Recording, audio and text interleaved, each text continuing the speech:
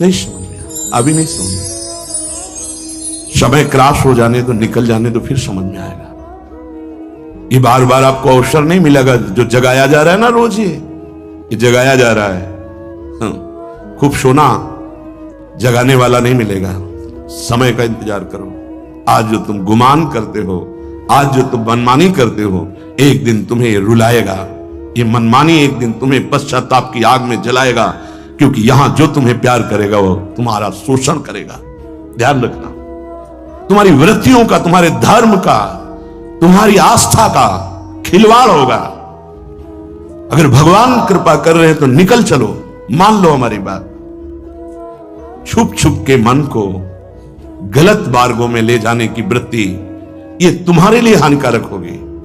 वो देख रहा है, सर्वज्ञ देख रहा है, तुम क्या समझते हो? बच्चे हो।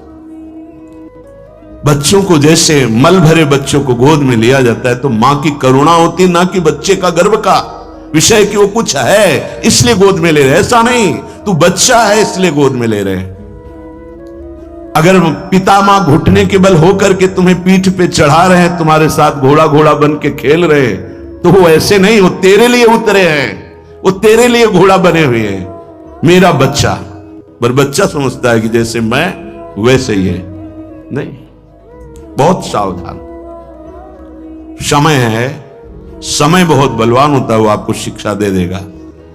अभी अगर सावधान हो जाओ तो बाह्य और अभ्यंतर दोनों में साधना प्रारंभ हो जाएगी, आप महान बन जाओगे। जब जीव हठ करता है, मुझे भोग चाहिए, विषय चाहिए, तो बड़े करुणा में हरिये दे देते, ले खेल और अपने साथ खेल। वही तो बने हुए पत्नी, वही पुत्र, वही पति, वही बने हुए, तुम समझ नहीं पा रहे। अगर गुरु कृपा से तुम्हारे बात समझ में आ जाए कि इन खेलों से अब मैं उब करके आगे बढ़ना चाहता हूं, वो बहुत जल्दी साधना के सोपान पर चढ़ जाए, पर समझ नहीं रहे। संत की हर चेष्टा ऊपर उठाने के लिए होती है। अभी बहुत दुलार है प्यारी जो आप पर बरस रही, मान लो, निकल चलो इस माया प्रपंच से। किसी की तरफ मत देखो, किसी का चिंतन मत करो। देखो, तुम लोगों का बिहारी जो के ऑफिस में रजिस्टर है, और रजिस्ट्रार रोज उसको देख रहा है, हर हृदय के रजिस्टर को। पक्का समझना, कोई हृदय ऐसा नहीं है जिसके रजिस्टर की जांच ना होती हो। पर जितना आप समर्पित हो उतना आपको डांट लगेगी। अगर समर्पित नहीं हो तो हाथ जोड़े जाते हैं और ऐसे कहा जाता है कि देख लो, आप देख लो। धिक्कार है यदि गुरुजन ऐसा कहे, गुरुजन ऐसा कहे, देख अगर अब दोबारा दृष्टि उधर गई तो इतना अधिकार दे देना चाहिए। तन मन प्राण गुरुदेव को समर्पित मेरा अधिकार ही नहीं। पर प्रायः इससे चूक हो रही है, इसलिए अभ्यंतर साधना का जागरण नहीं हो रहा। बाह्य क्रियाएं हो रही, अभ्यंतर साधना गुरु कृपा से जागृत होती है। ध्यान रखना, अभ्यंतर साधन मार्ग गुरु कृपा, उसी अभ्यंतर में भाव देह का प्रादुर्भाव होता है। जितना आप अपने आप को बचा के रखेंगे उतने अभ्यंतर में पर्दा लगा रहेगा, बाहरी तो आपका चलता ही रहेगा। और जितना आप अपने आप को समर्पित करते जाएंगे, अभ्यंतर पर्दा हटता चला जाएगा। इस बात को अच्छे से समझ लीजिए। साधक को इस नाटक से हटना होगा। कहीं घोर कर्म, कहीं शांत कर्म, कहीं पुण्य कर्म, कहीं पाप कर्म इस नाटक में हो रहे हैं संसार के। तुम्हें हटना होगा। यहां तक कि तुम्हें अपने पास रहने वाले के भी जीवनचर्या के विषय में ज्ञान नहीं होना चाहिए। अगर आपसे पूछा जाए कि आपके बगल वाले कमरे में जो साधक रहते हैं उनकी दिनचर्या क्या है, तो आपका उत्तर यही होना चाहिए कि अपरिचित हैं हम। तब हमारी जो हृदय की बात है वो तुम पर लागू हो जाएगी। अच्छा, सही महाराज जी, हम नहीं जानते कि वो बगल वाला साधक क्या, उसकी दिनचर्या कैसे। नहीं, आप तो वहीं रहते हैं, फिर भी हम नहीं जानते। हम तो सेवा से निकले, अपने कमरे में चले गए, चुप, किसी से कोई चिंता नहीं। ये रहनी अगर आपके अंदर आ गई तो अभ्यंतर साधन जागृत हो जाएगा। बात पकड़ लीजिए। प्रत्येक उपासक, कोई भी, हमें किसी के विषय में चिंतन करने का अधिकार नहीं है। हमें प्रिया प्रीतम के विषय के चिंतन, अगर हमको करुणा है कि इसका मंगल हो जाए तो उसका अधिकार गुरुदेव और आचार्य को, वो संभालेंगे। हम तो अपने हृदय को देख रहे हैं। हमारी सामर्थ्य नहीं कि हम उनको संभाल सके, इसलिए अगर हमारी प्रियता भी है तो हम प्रार्थना आचार्य और गुरुदेव से मन में करते हैं कि आप संभाल लेना, कहीं साधक भटक न जाए। हमें राग द्वेष पूर्वक चिंतन नहीं करना। ये 5 बड़े पवित्र हृदय में बातें आती हैं। पहला, ये समझ लीजिए कि सत्य से बढ़कर के कोई साधना नहीं है। सत्य, आपकी वाणी झूठ बोलना बंद करें यदि भगवत प्राप्ति करनी। हमें क्या बिगाड़ लेगा? कोई क्या बिगाड़ लेगा? हमें सत्य बोलना। अगर हमसे गलती हो गई, हम सत्य बोल रहे हैं तो प्रायश्चित हो जाएगा। हाँ, आप दंड दो, आप तिरस्कार करो। सत्य, सत्य से बढ़कर कोई साधना और कोई धर्म नहीं। पहला, आपकी वाणी में सत्य हो, आपके आचरण में सत्यता हो, आपके हृदय में सत्यता हो। ये महापुरुषों के वचन हैं। दूसरा, मौन से बढ़कर कोई तपस्या नहीं। पकड़िए, आप वाणी को मौन दीजिए, जितना आवश्यक उतना उचित बोलिए, सत्य बोलिए, धर्मयुक्त बोलिए, नहीं तो मौन हो जाइए। ये दिन भर पागलों की तरह बातें करते रहना, व्यर्थ की ग्राम्य वार्ता, जगत वार्ता। ये तुम भगवत प्राप्ति के मार्ग के वीर पुरुष हो, तुम्हें व्यर्थ का शब्द नहीं। वाणी से अपनी शक्ति का रात मत करो। बहुत जो प्रपंच की बातें करता है कभी अध्यात्म में नहीं चल सकता, क्योंकि ऊर्जा शक्ति वाणी के द्वारा नष्ट हो गई है। जो बहुत देखते हैं इधर उधर, सब टेलीविजन, मोबाइल, नेत्र शक्ति नष्ट हो गई। बहुत सुनते हैं, उनकी श्रवणेंद्रिय नष्ट हो गई। उनकी श्रवणेंद्रिय की जो आध्यात्मिक सामर्थ्य है खो दी। आप साधक हैं, आप संचय कीजिए, खोने के लिए नहीं है। पहला है, सत्य से बढ़कर कोई साधना और धर्म नहीं। ध्यान रखिए, झूठ बोल रहे हैं, माला हाथ में है, किस बात के तुम साधक हो? बिल्कुल असत्य संभाषण नहीं होना चाहिए। आपसे अमुक मिले जी, बिल्कुल सत्य। क्यों हम झूठ बोले? आपको उचित लगे तो ठीक है, अनुचित लगे तो दंड दे दीजिए। आगे से हम आप जैसा कहेंगे वैसा करेंगे। हमारा असत्य भाषण नहीं होगा, छुपाव का भाषण नहीं होगा। नहीं बात करना चाहते हम आपसे, नहीं मिलेंगे आपसे, सीधी बात है। क्या भय?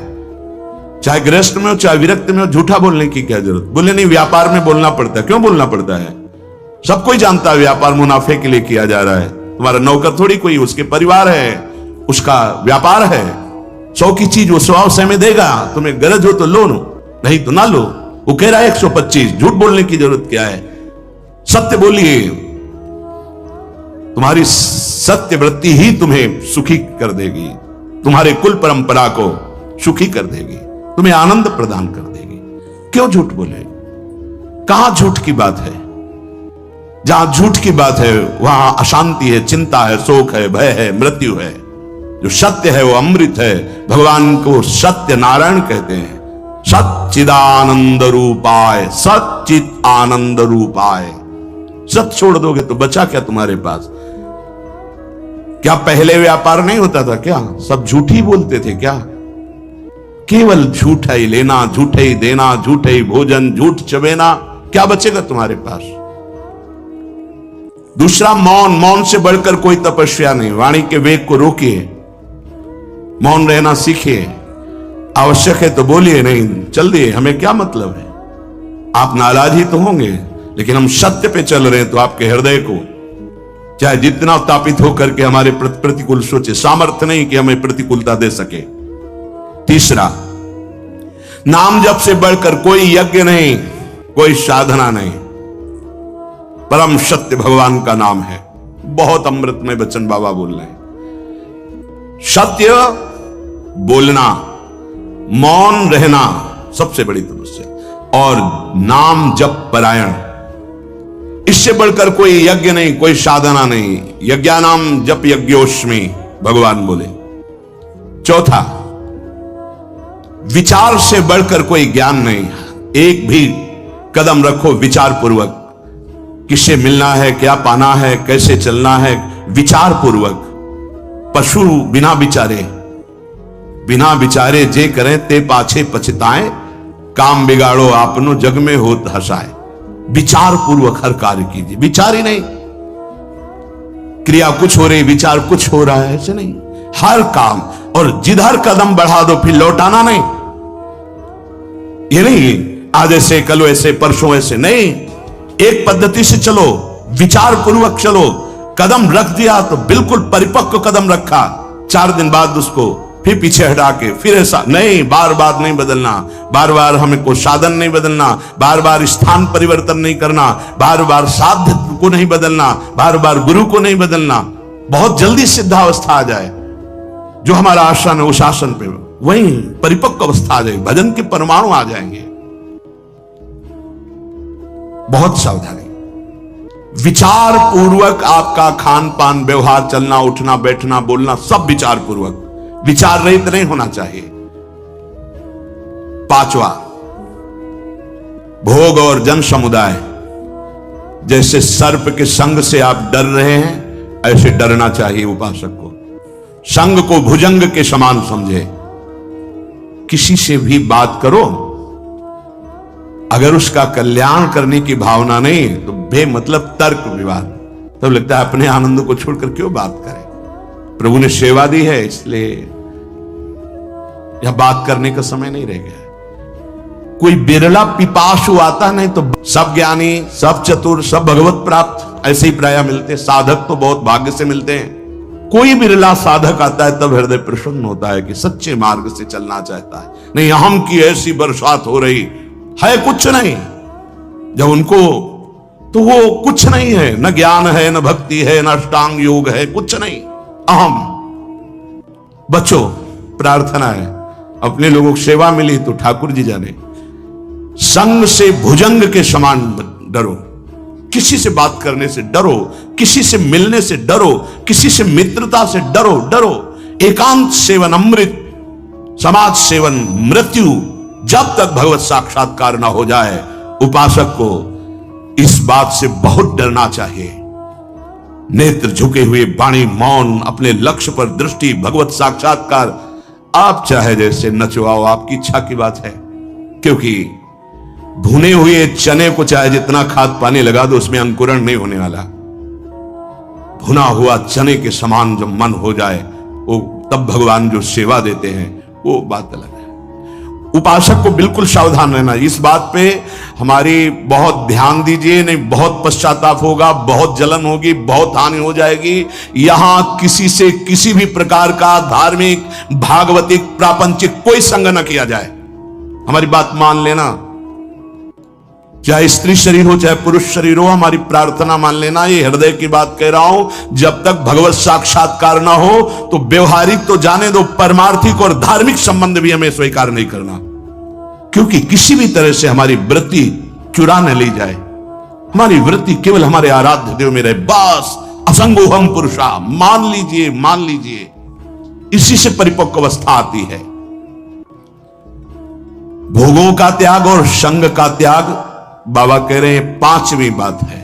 सत्य, मौन, जपपरायण, विचार पूर्वक हर कर्तव्य कर्म, और भोगों का और जन समुदाय के संग का त्याग। जब तक भगवत साक्षात्कार ना हो जाए तब तक ऐसा नहीं। साधक को बहुत सावधान रहना है। बिल्कुल हमारी प्रार्थना मान लेना, कभी भी किसी भी तरह से जो स्त्री शरीर है पुरुष शरीर से मित्रता ना होने पावे। जो पुरुष शरीर है कभी स्त्री शरीर से मित्रता ना होने पावे। असत मार्ग की वृत्ति वाली किसी भी तरह से हमारी ये बात मान लेना। इसलिए कह रहा हूं कि नहीं तो जीवन भर पछताना पड़ेगा, जलना पड़ेगा, और कोई सहयोगी आपका नहीं है। 50 साल आप ब्रह्मचर्य से रहकर भजन किए, 5 मिनट आपसे चूक हो गई, पूरा विश्व आपको बख्शेगा नहीं। ध्यान रखना, कोई ये नहीं देखेगा कि ये व्यक्ति 50 साल से जल रहा था और सतमार्ग की चढ़ाई पर चढ़ रहा था, चूक हो गई। कोई नहीं बर्दाश्त करेगा। मेरी बात मान लेना, ये तुम्हारे जीवन के लिए वो कवच होगा जो तुम्हें कोई नहीं हरा सकता। कोई भी संबंध हो, भगवत संबंध के सिवा हमारा किसी से कोई संबंध नहीं। और भगवत संबंध में समाज की भी एक तार भाव होता है। साप सिया राम में, साप राधे श्याम में, बस। अगर हमारा कोई पर्सनल किसी से संबंध है, हमारे शब्द को याद रख लेना, पश्चाताप और पराजय के सिवा कुछ नहीं मिलेगा। इसे कागज में लिख लो, हृदय में लिख लो। जीवन भर इसको तुम अमृत के समान सेवन करना। ये हृदय की बात कह रहा हूं। असंग रहना, मन न लगे तो पड़े रहना, पर किसी को दोस्त मत बना लेना, किसी से यहां अपनापन मत कर लेना। यदि ऐसा किया तो पछताना पड़ेगा, आपकी पराजय होगी और आपको जलना पड़ेगा। दोनों बातें आप समझ लेना। असंग रहना, थोड़ी देर मन पराजित करता है, हमको जलाता है, वो जलन तो ऐसे सह जाई जाती है, लेकिन जब मन की जलन मिटाने के लिए कोई क्रिया हो जाती है, कोई संबंध हो जाता है, तो जीवन भर जलना पड़ता है पश्चाताप की अग्नि में। और ये तो भूल जाना कि आपको कोई सपोर्ट देगा इस संसार में, प्रभु के सिवा कोई सपोर्ट देने वाला तुम्हारा नहीं। जो तुम्हें गुरुजी कहेंगे, जो तुम्हारी छवि को पूजेंगे, अगर कोई चूक हो गई वही तुम्हारी निंदा करेंगे, तुम्हारी छवि को नाली में फेंक देंगे। ध्यान रखना, यहां गुणों की पूजा होती है। अगर तुम्हारे गुणों में हीनता आ गई तो कोई पूजा करने वाला नहीं। ये मत सोचना कि मेरा पूजक उपासक है, ये कह रहा है मैं आपको प्राण समर्पित किए, प्राण ले लेगा तुम्हारे। शब्द याद कर लो, तुम्हारे प्राण ले लेगा प्राण समर्पण करने वाली बात कहने वाला। यदि धर्म से चूक गए, यदि अपने नियम से चूक गए, कभी प्रभावित मत होना किसी की मीठी बातों में, किसी की मीठी मुस्कुराहट में, किसी के मीठे अपनेपन में। ये हृदय से बोल रहा हूं, इसे स्वीकार कर लेना। अगर सतमार्ग में शूरवीर बनकर अंतिम समय तक निष्कलंक रहना है तो किसी से भी मित्रता नहीं करनी, किसी से भी। असंग श्यामा श्याम के सिवा ना काहू सो बोलिबो, ना कोई व्यवहार, अपनी कुंवरी किशोरी को जियत निहार निहार। ये बैठा लीजिए, जीवन को अनुभव करके ये बात कह रहा हूं। कभी नहीं, कहीं नहीं, किसी से भी नहीं। तब आप निश्चिंत, निर्भय, निशोक होकर के, आनंद मगन होकर अभ्यंतर साधना के मार्ग को पा जाएंगे। बहुत बहुत सावधानी की जरूरत। उपासक को इन 4 अवसरों पर कभी वार्ता नहीं करनी चाहिए। पहला, जब आप दाह संस्कार के लिए किसी के साथ जा रहे हो, दाह संस्कार हो रहा हो, उस समय सिर्फ भगवत चर्चा, सिर्फ भगवत नाम कीर्तन, इसके अलावा कोई चर्चा नहीं होनी चाहिए। बाबा कहे, चाहे गृहस्थ हो चाहे विरक्त। शौच के समय, लघु शंका के समय मौन। स्नान जो प्रारंभ हो गया तब यमुनाष्टक या मंत्र आदि जो भी। शौच में मौन, लघु शंका में मौन। किसी बीमार के पास कभी जाइए, भगवत नाम कीर्तन कीजिए, भगवत चर्चा कीजिए, अन्यथा मत जाइए। अगर जहां हो इसके पास जाएंगे, भगवत चर्चा नाम कीर्तन करने का अधिकार वहां नहीं दिया जाएगा तो मत जाइए। प्रभु के मंदिर में सीढ़ी में प्रथम कदम रखते ही मौन आश्रय ले लीजिए। कोई भी वार्ता नहीं होनी चाहिए। अगर चूक हो गई, किसी की वहां निंदा हो गई तो वज्र का लीक पाप बन जाएगा। किसी का दोष मंदिर में मत देखिए। सीधे गए, प्रभु से आंख मिलाई, नीचे सर झुकाया, बाहर हो गए। 1 मिनट, 10 मिनट, 1 घंटा, जितना दर्शन कर पाओ, बस इतना। ये सत्संग है, सावधानी। प्रथम सीढ़ी के पैर छुए, मौन, नेत्र नीचे, कोई राधे श्याम कैसे हो, कुछ उत्तर नहीं। सीधे मंदिर में गए, दृष्टि मिलाई, जितनी देर दृष्टि सह पाए रूप, उतनी देर रूप देखो, आंख नीचे करो, वापस मंदिर से आ जाओ। भगवान के मंदिर में किसी भी तरह की कोई भी वार्ता नहीं होनी चाहिए। मौन, दर्शन, बस। खास करके लोग वहीं मिलकर प्रपंच करेंगे। आओ, पीछे खड़े कर लिया और बातें शुरू कर दी। ऐसे विघ्नकारिक लोगों से बचिए, वो विघ्न है। अरे बड़े भाग्य से प्रभु के सामने हमें खड़े होने को मिला है। तुम्हें प्रपंच यही पूछना है, कौन हो, कैसे हो, क्या है, कुछ नहीं। उपासक सावधान, कभी भी दर्शन के लिए जाए तो सबसे पहले ऐसे लोगों से अपना पिंड छुड़ाए जो प्रणाम नमस्कार बातचीत बिल्कुल नहीं। सीधे गए, आंख मिलाई, आंख नीचे की, वापस हुए, बस। रास्ते में बोलना ही नहीं। इसलिए करे एक भी व्यक्ति से अपनापन नहीं होना चाहिए। किसी भी संत के पास जाए, मौन का आश्रय ले ले, उसे बोलने दे। उनकी चेष्टाएं देखिए, उनके अनुभव सुने, उनकी बात सुने। आप संसार से आए हो, बड़े भाग्यशाली हो, संत समागम मिला। अगर कोई बात पूछनी है तो अपने परम कल्याण की बात पूछे, अपनी योग्यता दिखाने की ना कोशिश करे। थोड़ा संतों के चरणों में निराभिमान होकर बैठो तो तुम्हें पता चलेगा, अरे ऐसे ऐसे भगवत प्राप्त महात्मा हुए हैं, उनकी वाणियों का स्वाध्याय करो तो तुम्हारा अहंकार मिट्टी में मिल जाएगा। ये अहंकार, तुम 4 शब्द लिख दिए तुकबंदी लिख करके तो अपने को तुम ज्ञानी समझने लगे। बहुत सावधान। इतने इतने बड़े पर्चे आते हैं, किस बात के? जानने के नहीं, कि हमको बताना है कि हम ये भैया हमारे गुरुजी हैं हमारे बताने के लिए, और हमें जो जानना है वो हमारी प्रिया जो हमारे गुरुजी समर्थ है। आपको जो जानना हो, वास्तविक परमार्थ में चलना हो तो यहां बैठना। अगर समय नष्ट करने आए तो जिंदगी में दोबारा आपको चांस नहीं देंगे श्री जी। ध्यान रखना, श्रीधाम वृंदावन है, प्रियाजू की कृपा से आए हो साधु समागम में तो लाभ ले लो। किसी भी महात्मा के पास जाए तो वाणी को शासन में रखे, बहुत सावधान, उनकी सुनो। तुम्हें तो जो आता है वो आता ही है, उनसे ले। आप कृपा लेने आए, उनसे ज्ञान ले, उनसे आचरण सीखो। उनके वो ना बोले बैठे हैं तो बैठने मात्र से उनका प्रभाव हमारे हृदय को पावन करेगा। पूज्यपाद महाराज जी कह रहे हैं, आज हमारे परमार्थ में साधक की उन्नति क्यों नहीं हो रही? दिनों दिन अवनति होती जा रही है। क्या कारण है बाबा? ये पूज्य स्वामी श्री अखंडानंद जी महाराज प्रश्न करता है, उत्तर देने वाले पूज्य बाबा शिवड़िया बाबा जी महाराज कह रहे हैं, भैया किसी भी जीव का कल्याण होता है भय से। जिसको ईश्वर और गुरु का भय रहता है उसका निश्चित कल्याण हो जाता है। जिसको गुरुदेव से भय हो, समझो ईश्वर की अत्यंत कृपा उसके ऊपर है। गुरुदेव से भय पक्का। बोले साधकों का जो उन्नति होनी चाहिए, जो लाभ मिलना चाहिए, वो क्यों नहीं मिल रहा? स्वामी जी पूछ रहे, श्री स्वामी अखंडानंद सरस्वती जी। पूज्य बाबा कह रहे, भाई उन्नति और कल्याण भय से होता है। जब तक ईश्वर और गुरुदेव का भय नहीं होगा तब तक कल्याण नहीं हो सकता। भगवान की अत्यंत कृपा समझो, जिस उपासक पर अपने गुरुदेव का भय है,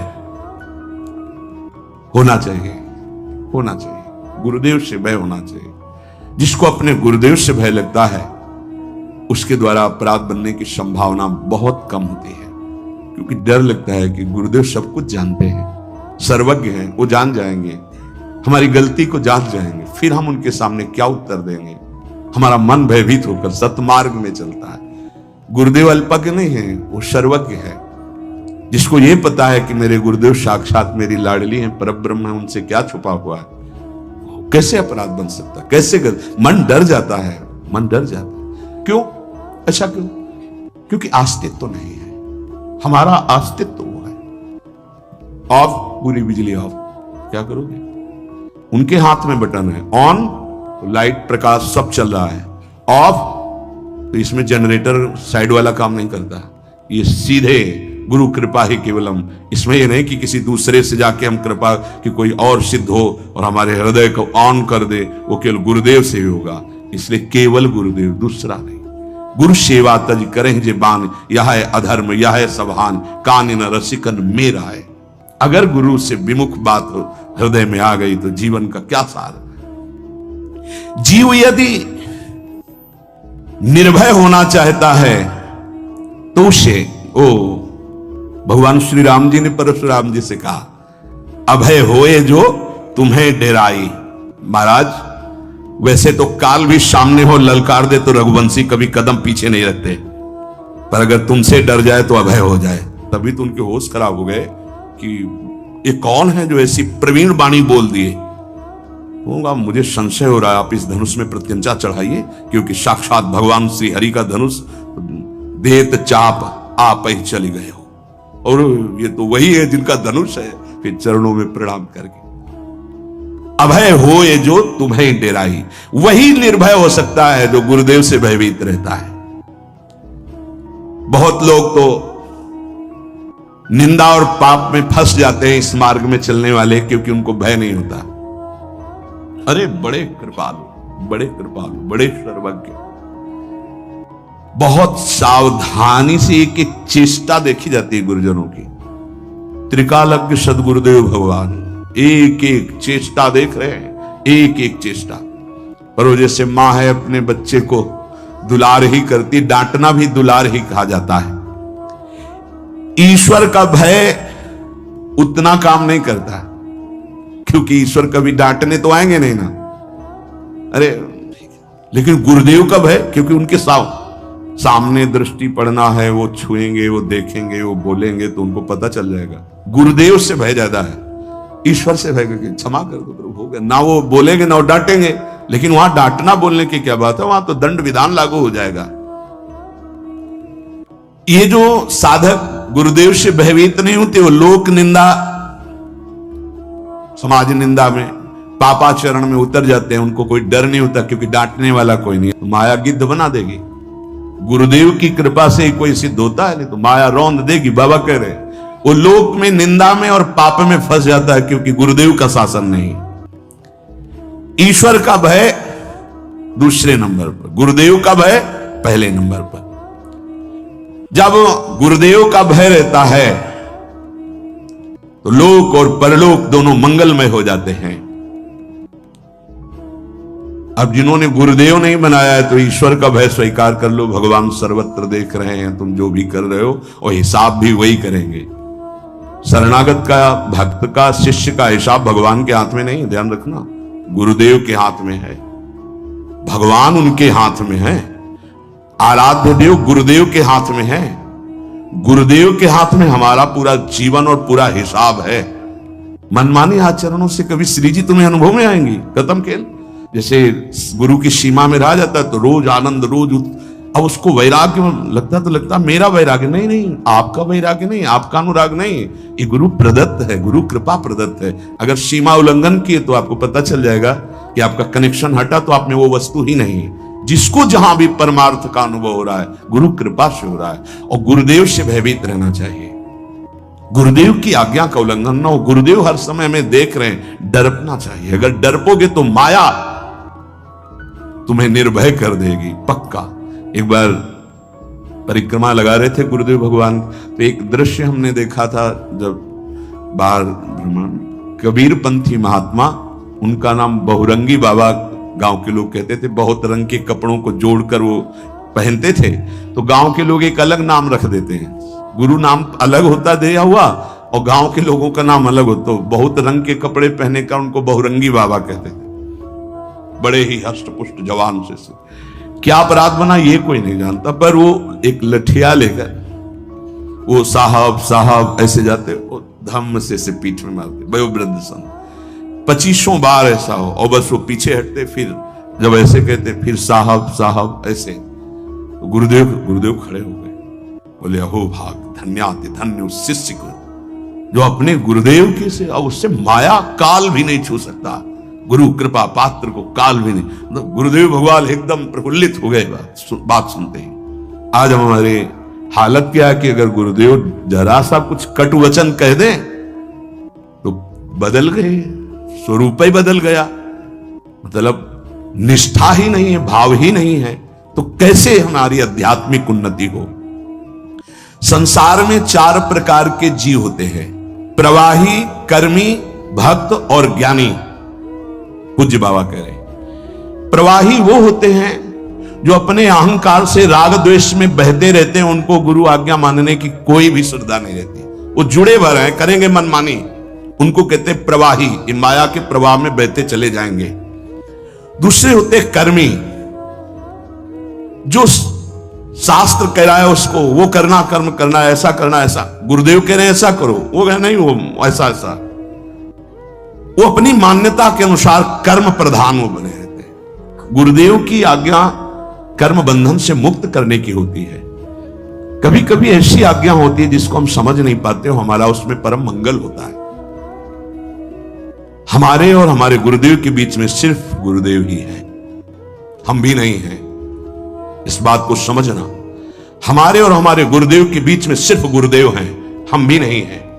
हमारा जीवन, हमारा मन, हमारा प्राण सिर्फ गुरुदेव है, गुरुदेव की आज्ञा। अगर गुरुदेव की आज्ञा है कि ऐसे रख दो तो उसी क्षण रख दिया, हमें दोबारा उठाने की कोशिश नहीं करनी। गुरुदेव की आज्ञा है खड़े हो जाओ, हम वही खड़े। अगर कोई क्यों कहा खड़े हो जाओ, नहीं तो आपसे क्या मतलब है। ये नहीं कि बताने अब हमने तो कोई गलती की नहीं, पता नहीं क्यों हमें खड़े कर दिया है। अरे कौन मानता है ऐसे? नहीं। अपने और गुरुदेव के बीच की बात में सिर्फ गुरुदेव ही होने चाहिए। यह बात समझ लेना। अपने गुरुदेव की आज्ञा के बीच में किसी की सलाह नहीं होनी चाहिए, नहीं हार जाओगे, हमारी बात समझ लेना। दोष भाव पैदा कर दिया जाएगा। बहुत कृपा से जीवन हमारा माया के बंधन से मुक्त होकर गुरु के बंधन में आया है। जो गुरु के बंधन में बंध जाता है, हरि उसके बंधन में बंध जाते हैं। प्रवाही, कर्मी और फिर भक्त। अब यहां से वास्तविकता प्रारंभ होती है। जो केवल अपने गुरुदेव की आज्ञा में रहकर सब बातों की उपेक्षा कर देता है, उसे गुरु भक्त कहते हैं। गुरुदेव की आज्ञा और सब बातों की उपेक्षा। हमारी श्री जी, हमारा धर्म, हमारा सत्य, हमारे गुरुदेव हैं, जैसी आज्ञा हुई वैसा हम चलेंगे। क्या धर्म है, क्या सत्य है, ये तो गुरुदेव जाने। जैसा बोला हम वैसा चलेंगे। जो आज्ञा, जैसी आज्ञा, जिस क्षण आज्ञा, जहां चूक हुई संभाले वही है, उन्हीं की कृपा संभाले। हमारी सामर्थ्य क्या कि उनकी आज्ञा पे चल सके, उन्हीं की सामर्थ्य से। तीसरा जो भक्त है, उसको ना संसार की और ना शास्त्र की, केवल गुरुदेव की बात। अब उसकी अवनति उन्नति पर दृष्टि नहीं रहती, उसकी दृष्टि रहती गुरुदेव पर। संसार में ना इनका राग होता है ना द्वेष होता है ऐसे भक्तों का। ये केवल गुरुदेव की कृपा में डूबने वाले महापुरुष होते हैं। इनका जो दुख भी है वो महान सुख स्वरूप होता है, गुरुदेव की आज्ञा से जो प्राप्त होता है। और इनके सुख का वर्णन तो क्या कर सकते हैं। ना भोजन, ना वस्त्र, ना व्यवहार, ना शास्त्र, केवल गुरुदेव की कृपा से ही ऐसे जनों का पोषण होता है। चौथा, जब ऐसा गुरु भक्त हुआ तो चौथा, ज्ञानी। जो गुरुदेव वही शिष्य, किंचन मात्र अंतर नहीं। पूरा का पूरा हृदय गुरुदेव का उसके हृदय में प्रकाशित हो गया। नमस्कार करते हैं ऐसे शिष्य को जो राग और द्वेष पर विजय प्राप्त करके तत्ववेत्ता गुरुदेव के समान हो गया, जिसका हृदय गुरु स्वरूप हो गया। जैसे भृंगी कीट दूसरे कीट को भृंगी बना दिया, ऐसे गुरु भक्त को गुरुदेव ने स्वरूप प्रदान कर दिया। यहां प्रार्थना है, अर्थ की तरफ दृष्टि मत ले जाना। अगर अर्थ कभी आप पढ़ भी ले तो उसको चिंतन में मत, उसको छोड़ दो। जब तक आपकी भाव दशा ठीक नहीं है, अभी आपके अंदर काम आता है, आपके अंदर नाना प्रकार की वासनाएं हैं, आप नहीं समझ पाएंगे। आप उसे प्राकृतिक भाव से अगर देखेंगे तो बात ठीक नहीं, क्योंकि प्रिया प्रीतम सच्चिदानंद में आपकी बुद्धि प्राकृतिक भाव सच्चिदानंद पर आरोपित करना, फिर वो बिगड़ जाएगा। इसलिए यहां प्रार्थना करते हैं, नवनिवृत्त निकुंज के पदों का गायन, चिंतन भागवत गीता जी के सिद्धांतों का, देह राग को शिथिल करके फिर चिंतन जो प्रकट होता है वो आंसुओं से भींगे हुए कपोल वाला होता है। गदगद सुर नैना सजल, दंपति रस रहे भीन। इसलिए उपासक को चाहिए कि जब तक देह भाव शिथिल ना हो जाए तब तक ऐसे ऐसे श्लोक रस भरे हैं जिनको आप बिल्कुल नहीं समझ सकते। इसलिए भगवान की अवतार लीला, भगवान के उपदेश, देखो शास्त्रों में हमने पाया कि जब अपने शिष्यों को उपदेश गुरुदेव करते हैं तो उनसे कहते हैं कि देखो भाई, मेरे उपदेश से जो मेरा आचरण न मिलता उसे कभी स्वीकार मत करना। मेरे उपदेश से जो मेरा आचरण या शास्त्र की आज्ञा से जो मेरा आचरण न मिलता हो उसे कभी अनुकरण मत करना। क्यों? क्योंकि तुम्हारी स्थिति नहीं है, तुम अनुकरण करोगे परास्त हो जाओगे। मेरा जो तुम्हारे लिए उपदेश है, शास्त्र की जो आज्ञा है, उसके अनुसार चलना। आप सोचो, जगत गुरु भगवान श्री कृष्ण की लीला का कोई अनुकरण कर सके? जैसे रास लीला का, भगवान इतनी गोपियों के साथ नृत्य कर रहे हैं, भगवान के इस दिव्य प्रेम विलास को तुम रास किसको संबोधन कर रहे? बोले रास रचा के आ रहा है। घोर अपराध भरे शब्द बोल रहे हो।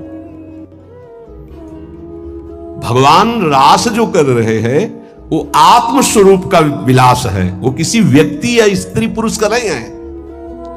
भगवान ने जो कुछ लीलाएं ऐसी की जिनका अनुकरण स्वाभाविक करके हम प्रेम मगन हो सकते हैं। कुछ लीलाएं हैं जिनका गायन करके प्रेम में मगन हो सकते हैं। कुछ लीलाएं हैं कि पढ़ सुन करके हम गर्वित हो सकते हैं, मेरे प्रभु ऐसे। तो रास लीला के पहले भगवान की जैसे लीला एक आती है, गोवर्धन लीला, फिर रास लीला। चलो रास लीला तुम करने के अनुकरण करने की बात करते, चलो गोवर्धन लीला करो। नहीं, भगवान जो लीला करते हैं उनका अनुकरण करो, गोवर्धन लीला करो। अब भी 21 किलोमीटर के महाराज हैं गिरिराज जी। श्री कृष्ण चंद्रजू जो लीला कर रहे हैं वो गायन करनी है, अनुकरण करने की सामर्थ्य किसमें है? किसमें है? भगवान शंकर ने हलाहल जहर निकला समुद्र मंथन से, यहां रोक लिया, तुम एक कुल्ला पानी रोक के दिखाओ, पानी, और हलाहल जहर रोक लिया। तो सामर्थ्यवान महापुरुषों का आचरण वही अनुकरणीय है जो शास्त्र सम्मत है, जिनका वो आदेश कर रहे हैं कि आप ऐसा कीजिए। हर बात अनुकरणीय नहीं है, क्योंकि वो किस दशा में किस स्थिति में है। इसीलिए यहां भगवान कह रहे मेरे जन्म कर्म की दिव्यता को कौन जानेगा, और जो जानेगा उसका पुनर्जन्म नहीं होगा। तो बोले वीत राग, जिसका राग नष्ट हो चुका है, मेरी प्रिया जो मेरे लाल। देखो प्रगट में देखने वाले की दृष्टि में और वर्तमान की स्थिति में बड़ा अंतर हो सकता है। ऐसा नहीं है कि आप जो दृश्य देख रहे हो वो दृश्य वैसा ही हो, आपकी देखने की क्या शैली है। एक बार यही बात अकबर से जब कहा बीरबल ने कि देखी हुई बात गलत हो सकती है, अपना चिंतन जैसा होता है वैसे ही दृश्य दिखाई देता है, उसको भी समझना चाहिए, ना कि जो हमें दिखाई दे रहा है वही सत्य है। ऐसा कैसे हो सकता है? जब हम देख रहे हैं तो सत्य क्यों नहीं हो? तो उनका कभी ऐसा आपके सामने प्रश्न आवे तो बताना, फिर हम आपको उत्तर देंगे। एक दिन जो बादशाह की सैया लगाता था, उसके मन में आया कि जीवन व्यतीत होता जा रहा है, फूलों की सैया लगाते हैं बादशाह के लिए, तकिया और 5 मिनट लेट के देखते हैं, बादशाह थोड़ी आ जाएगा इस समय। लेटा तो सोचा इनका जो चद्दर है इतना सुगंधित और मुलायम, जरा डाला और आंख मूंद के 5 मिनट आनंद लेते, सो गया। अब भैया कहां चारपाई में सोने वाला, कहां बादशाह की सही आवे। और दरबार में उनको विलंब था, तो जो उनकी पत्नी थी वो वहां गई। आज महाराज बिना कुछ खाए पिए बात किए, हमें लगता कोई सीरियस मैटर रहा होगा, थकित होकर के सो गए, पार्श्व में वो सो गए। बादशाह आया तो देखा मेरी सैया में कोई पुरुष और हमारी पत्नी, तलवार खींची तो कहा, उसने कहा था बीरबल ने कि दृश्य झूठा हो सकता है। उसको बुला के कहते एक दृश्य कहां से झूठा हो सकता है, मैं सत्य देख रहा हूं। बुलाया और कहा कि तुम कहते थे दृश्य झूठा हो सकता है, देखने वाले की क्षमता के अनुसार दृश्य दिखाई दे, मैं देख रहा हूं मेरी पत्नी किसी गैर पुरुष के साथ पड़ी हुई, ये झूठा है? बोले महाराज झूठा भी हो सकता है, झूठा ही है, मैं ऐसा नहीं कहता, लेकिन झूठा भी हो सकता है। अब कौन पुरुष है हमें तो पता नहीं, लेकिन आप 2 मिनट खंभे की आड़ में रुकिए। रानी को जी बोले आप किसके साथ सो गए? महाराज के साथ। बात नहीं की, बोले थके थे, सो रहे थे, इसलिए जगह नहीं, पार्श्व में सो गए। ठीक है आप जाइए, हम महाराज को जगा के ला रहे हैं क्योंकि भोजन नहीं पाया इनको तुम्हारा। हाँ ठीक है। पर्दा हटाया तो वो फूल बिछा लिया। वो तो घबरा रहा था एकदम, तो उनका मालिक जान बचा लो, मुझे ऐसा ऐसा आया इसलिए। नहीं तो किसके साथ? हमारे साथ तो कोई नहीं था। बादशाह पर्दे के आड़ में सो, बोले चुपचाप भाग जा, अगर बादशाह जान गए तो भागा। बोले सरकार देखा दोनों निर्दोष थे, यदि आप मारते तो दोनों की हत्या आप कर सकते थे, लेकिन दोनों निर्दोष थे। हमारी दृष्टि प्राकृतिक दृश्यों का फाइनल नहीं कर सकती, फिर सच्चिदानंद का कैसे? तो हमें अपनी दृष्टि सुधारने, वीत राग, जिनका राग बीत गया है, अर्थात परम वैराग्यवान, भगवत लीला का रसास्वादन, इसलिए परम वैराग्यवान परमहंस शिरोमणि सुखदेव जी को श्रीमद् भागवत कथन का अधिकारी श्री भगवान व्यासदेव जी ने जान करके भागवत दी। जब कोई प्रभु से विमुख हो जाता है तो नाशवान पदार्थों में और शरीर में, ये नाशवान है, इसमें राग हो जाता है। अब ये राग उससे पापाचरण कराता रहता है, वो भगवान की लीलाओं को नहीं देख सकता। हमारा सच्चिदानंद प्रभु की प्राप्ति का पहले भूमिका समझ ले। जब कोई तीनों रागों से, 3 प्रकृति के गुण, 3 शरीरों की रचना, तीनों लोकों का वैभव, तीनों रागों से जो मुक्त हो जाता है वो भगवत प्राप्त होता है। भगवत प्राप्ति में भी बड़ा भेद है कई तरह का। भगवत प्राप्ति में भी जो रस सिद्ध महापुरुष है वो गोपी भाव को, जो उनसे भी सहचरी भाव को, आपकी दशा कहां है? देह भाव में हो। अब देह भाव से देखोगे तो क्या दिखाई देगा? जैसा चश्मा वैसे दिखाई देगा। इसलिए लीला का वास्तविक रहस्य कौन जानता है? बोले वीतराग। कौन वीतराग? बोले जो परमात्मा से विमुख है, उसका नाशवान प्रकृति के द्वारा रचे हुए वस्तु, व्यक्ति, स्थान, शरीरों में राग हो जाता है। वो राग जिसका नष्ट हो चुका है उसे कहते हैं वीतराग, परमहंस। ये राग कामना पैदा करता रहता है, रजोगुण से राग उत्पन्न होता है और राग से अप्राप्त की प्राप्ति की चाह का नाम कामना है। मैं ये भोग लूं, जो सुना, जो पढ़ा, जो देखा वो भोग लूं, प्रकृति का कामना कहते हैं। कामना जहां उत्पन्न होती है तो प्रिय पदार्थों का भोग भोगने से लोभ होता है, प्रिय पदार्थों के भोगने में बाधा पड़ने पर क्रोध होता है। भगवान कह रहे हैं कि वीतराग भय क्रोधो मन मया मामुपाश्रिता। जिसका राग नष्ट हो चुका है और जिसका क्रोध नष्ट हो चुका है, क्रोध ही नहीं और भय नहीं है। भय, जब तक आप पापाचरण करेंगे तो बिना किसी भय के भी आपको भय लगता रहेगा। ध्यान रखना, हृदयों में देख लेना। अगर भय लग रहा है आपको, अव्यक्त भय, कहीं ऐसा ना हो जाए, कहीं ऐसा, आपका मन मलिन है और आपने पापाचरण किए हैं, वो आपको भयभीत करते रहेंगे। जो भगवत शरणागत निर्मल हृदय वाला होता है उसके अंदर निर्भयता आती, निर्भय, निश्चिंत, निशोक। भगवान कह रहे हैं जो राग रहित है और भय रहित है। भय एक ही जगह आता है। अज्ञान जनित नाशवान शरीरों में राग, भोगों में राग, जिससे पापाचरण, तो ये शरीर न नष्ट हो जाए, इस बात का भय बना रहता है। कहीं भोग सामग्री न छूट जाए, इस बात का भय बना रहता है। और एक मन में अव्यक्त भय बना रहता है, वो पापाचरण का फल। वो एक कल्पनात्मक भय बना रहता है, भयावह, जिसे आजकल भाषा में डिप्रेशन कहते हैं। वो बेमतलब की बातें सोच सोच कर डरता रहेगा। लेकिन भजन, भगवद आश्रय, ये निर्भय करता है, भय नहीं रहता। जब हमारी कामनाओं की आपूर्ति होती है तो क्रोध आता है, लेकिन भक्त की अगर कहीं वो कामना वाला भी अभी है, आपूर्ति होती तो कृपा मनाता, बड़ी कृपा हुई, भले नहीं दिया, नहीं मेरा मन फंसा देता। पूर्ति हो गई तो बहुत दुलार है, बड़ी प्रभु की दुलार वृत्ति है। वो प्रभु की तरफ ही देखता है, पूर्ति में भी अपूर्ति में। इसलिए ना वो तो लोभ से बंध पाता है ना क्रोध से। वो तो महान पुरुष होते हैं जिनमें कोई कामना नहीं होती, लेकिन प्रायः कामना से ही भक्ति प्रारंभ होती है। जो हमारा अनिष्ट होने की आशंका बनी रहती है, ये अविद्या, अज्ञान, नाशवान पदार्थ, नाशवान शरीर की प्रियता के कारण। तो भय, क्रोध, लोभ, ममता, ये सबका मूल जो है कामना है, काम है। इसी से दोषों की उत्पत्ति होती है। जब तक ये काम है तब तक भगवान की लीलाओं को तुम कैसे जान सकते हो? कैसे जान सकते? जब तक तुम्हारे शरीर से काम क्रीड़ा होती है, तुम्हारे अंदर मन में कामनाएं प्रकट होती हैं, तब तक तुम भगवान के चरित्रों का रहस्य नहीं जान सकते। क्योंकि भगवान कह रहे मेरे जो चरित्रों को, मेरे कर्म को, जन्म को दिव्य जान जाता है, उसका पुनर्जन्म नहीं होता, तो कौन जान जाता है? तो बोले वीतराग भय क्रोधाहा। जिनका राग नष्ट हो चुका है, जो निर्भय हो चुके हैं, जिनके हृदय में क्रोध नहीं है, और भगवान कह रहे मनमया मामुपाश्रिता। मनमयाहा, जो मुझ में तल्लीन है, रात दिन नाम जप कर रहे भगवत ध्यान में, मामुपाश्रिता, मेरे ही आश्रित है, मेरा ही चिंतन, मेरा ही आश्रय, अंदर से किसी से कोई राग नहीं है, किसी भी भोग की भोगने की इच्छा नहीं है। उस इच्छा की जब वृत्ति नहीं तो क्रोध और लोभ की संभावना ही नहीं, और जब इच्छा ही नहीं तो पापाचरण नहीं, तो भय नहीं हो। भय केवल पापाचरण से होता है।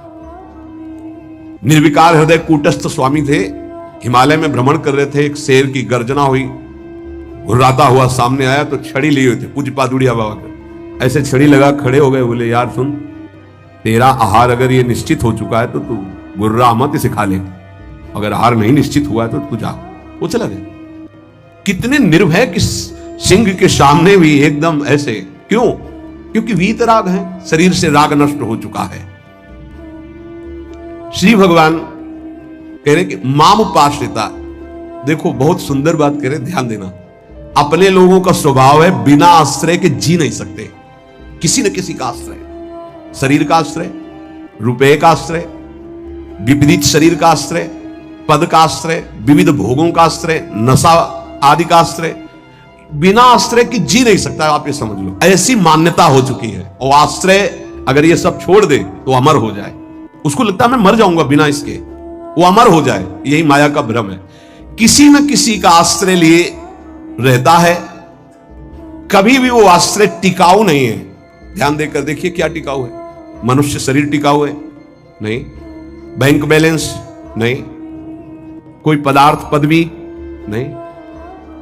बहुत ध्यान देने योग्य बात है, परमात्मा के अंश तुम्हारे अंदर जो एक आश्रय लेने की वृत्ति प्रकट हुई है प्रकृति से, यही बंधन है।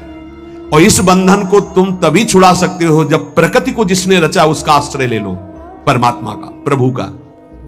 भगवान का अंश जब तक प्रकृति के कुछ भी आश्रय रखेगा तब तक वो भय, क्रोध, लोभ, राग इनसे पिटता रहेगा। चिंता, शोक, नाना प्रकार की बात को पकड़ो, गंभीरता से पकड़ो। तुम प्रभु के अंश हो, प्रकृति के आश्रय से तुम्हें चैन नहीं मिल सकता, शांति नहीं मिल सकती, अमर पद नहीं मिल सकता। तुम भटकते रहोगे, क्लेशित होते रहोगे, भयभीत होते रहोगे। भटकना जन्म मरण। भगवान के एकमात्र आश्रय से तुम्हें विश्राम मिलेगा और कहीं नहीं। जैसे गोस्वामी जी कहते, पायो परम विश्राम, राम समान प्रभु नाही कहूं। लेकिन कोई भगवान का आश्रय लेना नहीं चाहता, रुपया का आश्रय लेना चाहता है, वस्तु का बल, पद का बल, परिवार का बल, देह का बल, समाज का बल। तब तक भगवान के दर्शन हो जाएं, लोग बातें बनाते समझते नहीं। अरे द्रौपदी जी अवतार हैं, द्रौपदी जी कोई जन्म नहीं लिए, अवतार हैं, शक्ति का अवतार हैं, यज्ञ कुंड से प्रकट हुई। लेकिन आश्रय दृढ़ तब हुआ इस घटना के बाद, चीरहरण घटना के बाद। नहीं, पांडवों का आश्रय था, सभा का आश्रय था, अपना बल का आश्रय था, दांत का आश्रय लिया। जब सब छूट गया तो गोविंद द्वारिका वासिन। ये चीज समझने, कल कुछ संत भगवान आए थे, उनसे यही चर्चा हो रही थी। आश्रय तत्व पर दृष्टि रखो। कहां आश्रय है तुम्हारा? अंदर से देखो, अभी भगवत प्राप्त हो जाओगे। बिगड़ी जन्म अनेक की, अब ही सुधरे आज, आज अभी होई राम को। आश्रय राम का, आश्रय हरि का, आश्रय प्रभु का। किसका आश्रय? सूरदास जी महाराज कह रहे हैं, अपबल, तपबल और बाहुबल, चौथो बल है दाम। किसका आश्रय इनमें से? अपना बल, तपस्या का बल, दाम का बल, विद्या का बल। किसका बल है? बोले सब बल कहां जागृत होता है? बोले हारे को हरे नाम। जो भगवान के आश्रित हो गया, नाम के आश्रित हो गया। ये जितने आश्रय ये टिकाऊ नहीं है, प्रत्युत ये तुम्हें भ्रमित करके तुम्हारे समय को नष्ट करने वाले हैं।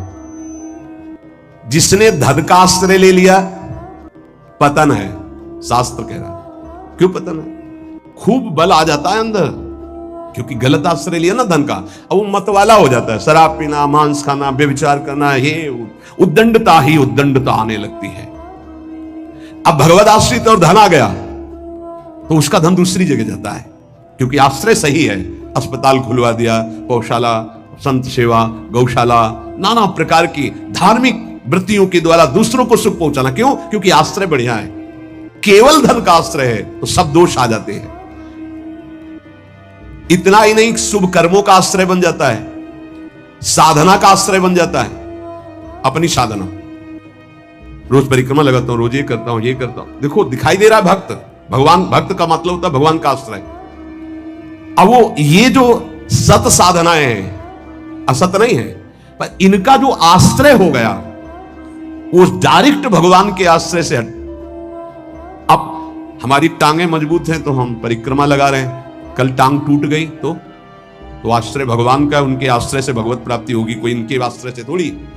लेकिन अगर वो आश्रय लिया है तो फिर लगेगा हमसे कोई साधना नहीं हो रही, आप असंतुष्ट हो जाएंगे। एकमात्र भगवान का आश्रय। तभी कहने बिगड़ी जन्म अनेक की, अब ही सुधरे आज, अभी इसी क्षण सुधार हो जाएगा, अभी इसी क्षण बात बन जाएगी। अनेक जन्मों की बिगड़ी क्या? आश्रय केवल प्रभु का, मामुपाश्रिता। भगवत प्राप्ति की साधना का भी आश्रय नहीं। ध्यान दो, ये बड़ा सूक्ष्म। आश्रय केवल प्रियालाल का। साधना बन रही बढ़िया, कल साधना ना बने, ऐसे रोग हो जाए, ऐसी शरीर की स्थिति हो जाए, ऐसी मना स्थिति हो जाए तो हमें भगवत प्राप्ति नहीं होगी क्या? होगी। बोले क्यों होगी? तुमसे कोई साधन तो बनता नहीं। बोले हमने साधन का आश्रय नहीं लिया, हमने तो प्रियाजू का आश्रय लिया। सर्वेषु साधन वरेषु चिरम निराशा। बात समझना, ये आंतरिक है, आध्यात्मिक। भरोसा केवल प्रभु का, आश्रय केवल प्रभु का, इसी से भगवत प्राप्ति होती है।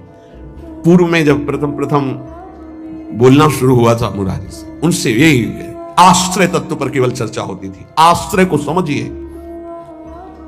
अगर आश्रय साधन का तो भोग साधन का होता है। साधन सुख का भोग होता है, इसीलिए यह गुण साधनते नहीं, बड़ा सूक्ष्म। अब जैसे अल्पज्ञ साधक है तो सोचता है कि फिर तो साधना ही नहीं करनी चाहिए। तो अभी तक आप कर रहे थे क्या? आपसे करवा रहे थे जिनके आश्रित हो, ऐसे भाव में आओ। साधन हो रहा है, प्रभु को समर्पित हो रहा है, नहीं हो रहा है तो हम तो प्रभु को समर्पित ही हैं, हमारी भगवत प्राप्ति तो पक्की है। भाई ये समझ आनी बहुत कठिन हो जाती है। हम परिक्रमा लगाया है तो कह सकते हैं कि हम भगवत प्राप्ति कर सकते हैं क्योंकि साधन का भरोसा है, अगर नहीं लगा पाए तो हमारे भरोसा में कमी हो जाएगी। आप आखिरी बात समझ लीजिए, यदि आपने अंदर से आश्रय हमारे प्रियालाल का ले लिया और कुछ नहीं बन रहा तो भगवत प्राप्ति हो जाएगी। हमारी बात समझ लेना, ये हम बहुत समझी सोची हुई बात कर रहे हैं। आश्रय आपका कहां है?